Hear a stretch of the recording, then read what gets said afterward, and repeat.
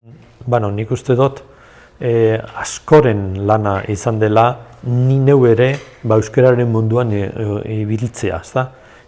Beste askori esker ez bazan izango, ni neuk ere erderazen barko nukeen eta lan guztia erderaz, ezta? Eta orduan prozesu honetan jende asko milaka pertsonek parte hartu dute eta hartzen ari dira, eta neuri emate orain saria, ez dakit, gehiegia iruditzen zait, uste dutelako, jente asko, eta era horretan nik esango nuke sari hau dela, euskara batzorde guztiei, euskara bultzatzen ibili diren guztiei, enpresatan, eta batez ere gero kooperatibetan bultzatzen ari direnei. Ni eskerrik askoak ematea da, baina esan gau nuke eskerrik askoak neuk eman behar dela beste lagun, lankide, enpresa, komite eta egon ditzen nahi, zeren bate bakarrik ezin du egin lan bat, askoren artean egiten da,